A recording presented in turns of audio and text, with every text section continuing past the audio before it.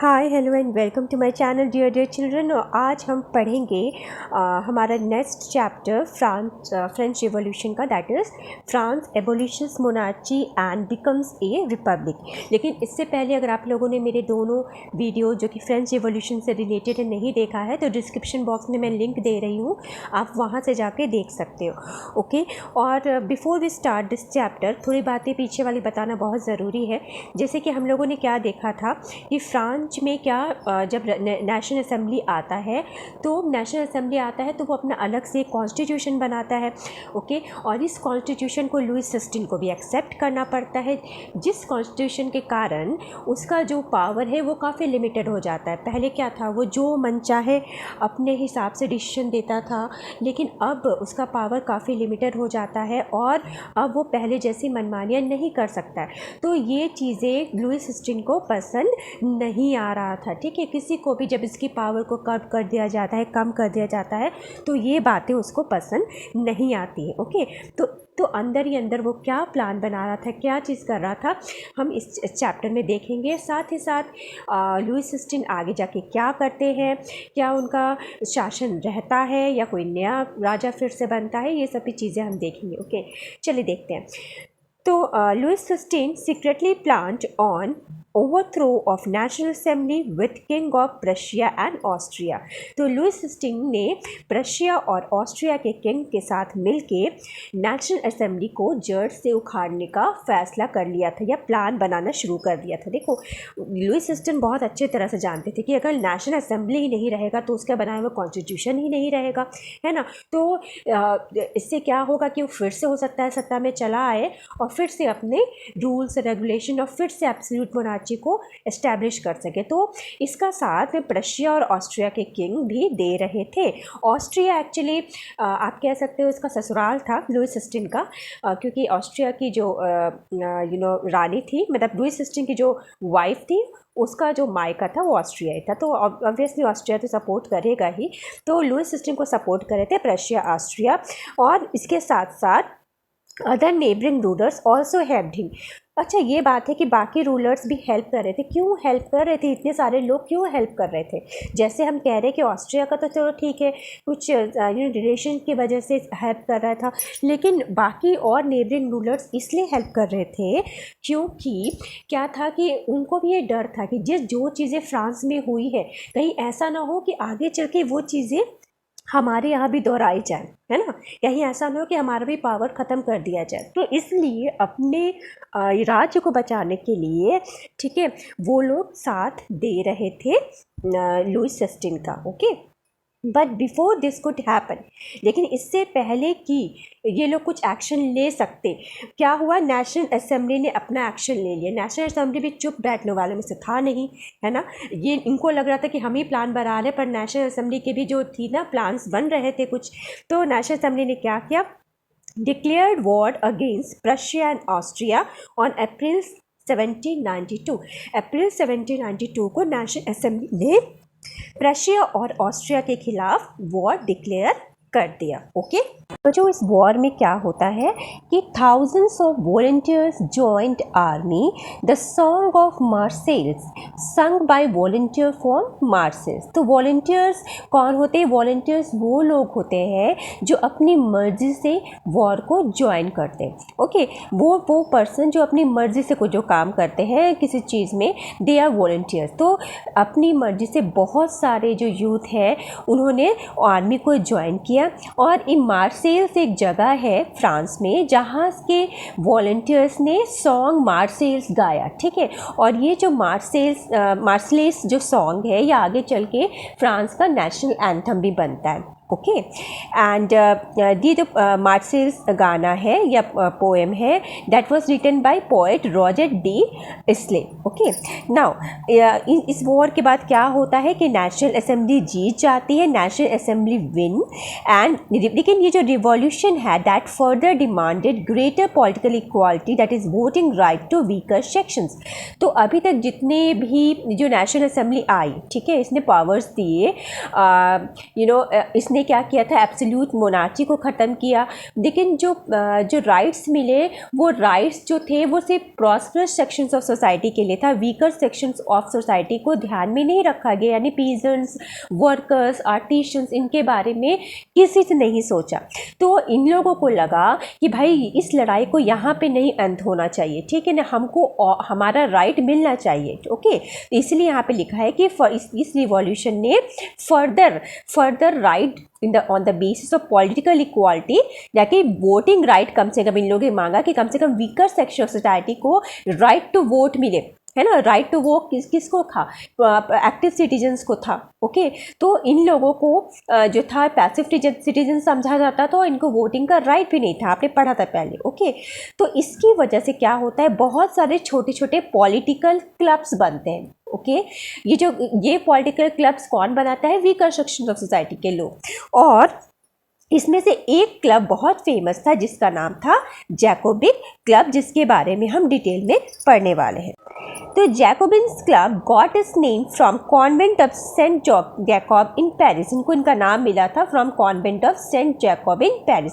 इसके मेंबर्स कौन थे, mainly from the less prosperous section of society के लेस प्रॉस्पेरस सेक्शन, जैसे मैंने बताया स्मॉल शॉपकीपर्स, आर्टिसन, सर्वेंट्स, इस तरह के लोग जो थे ये जैकोबिन्स क्लब के मेंबर थे। और इसके लीडर का नाम था मैक्सिमिलियन रॉबेस्पियर, जिसके बारे में भी हम पढ़ेंगे डिटेल में भी।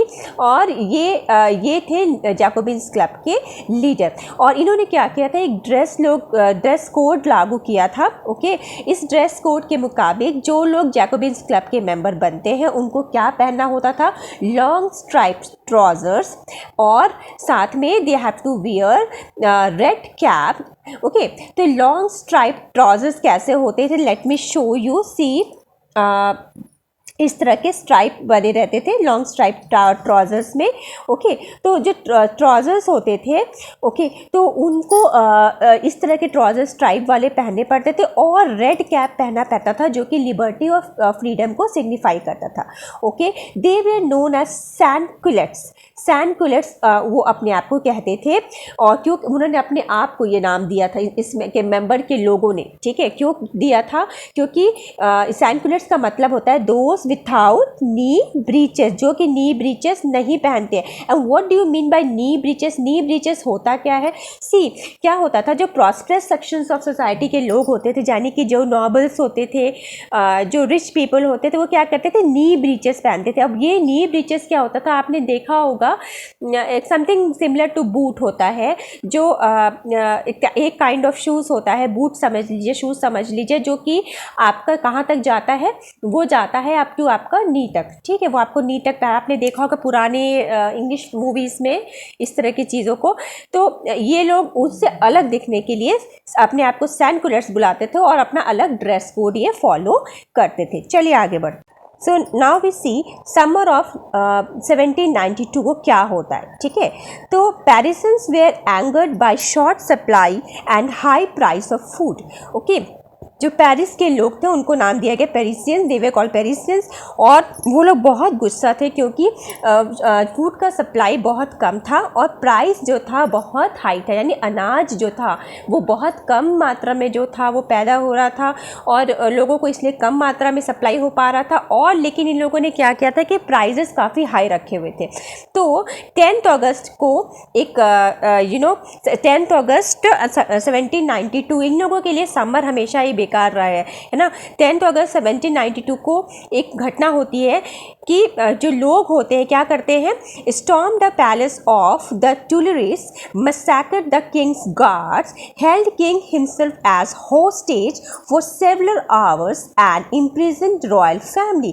तो इन लोगों ने वहाँ का जो पैलेस है टुइलरीज, जहाँ पे किंग भी रहते थे, उस पे अटैक किया, ठीक है, और वहाँ के गार्ड्स को सबसे पहले मार दिया, किंग के गार्ड्स को। Massacred means to kill brutally, okay, वहाँ के गार्ड को मार दिया और किंग को भी होस्टेज बना दिया। होस्टेज मीन्स बंदी बना लिया, काफ़ी कई घंटों के लिए किंग को होस्टेज बना लिया, और रॉयल फैमिली को भी इम्प्रिजन यानी बंदी बना लिया। ओके, तो ये रिवॉल्ट किसके द्वारा किया गया था? This revolt was done by under Jacobins club. Jacobins club के मेंबर ने इस रिवॉल्ट को लीड किया था, you can say like that. Okay, so क्या होता है, इलेक्शंस होते हैं, रिजल्ट क्या होता है, elections were held, all the man of 21 years and ever got the right to vote.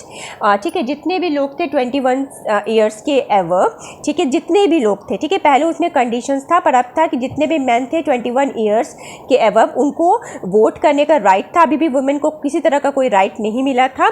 और एक नई असेंबली बनती है जिसका नाम रखा जाता है कन्वेंशन। ओके, इससे पहले जो असेंबली बनी थी उसका नाम था नेशनल असेंबली, और अब जो नई असेंबली बनती है उसका नाम है कन्वेंशन। तो क्या होता है, 21 सितंबर 1792 को एबॉलिश किया जाता है, abolish the monarchy and declared France as republic. तो फाइनली एब्सोल्यूट मोनार्ची से कॉन्स्टिट्यूशनल मोनार्ची आता है, कॉन्स्टिट्यूशनल मोनार्ची से मोनार्ची को पूरी तरह से ख़त्म करके फ्रांस को जो है रिपब्लिक डिक्लेयर कर दिया जाता है।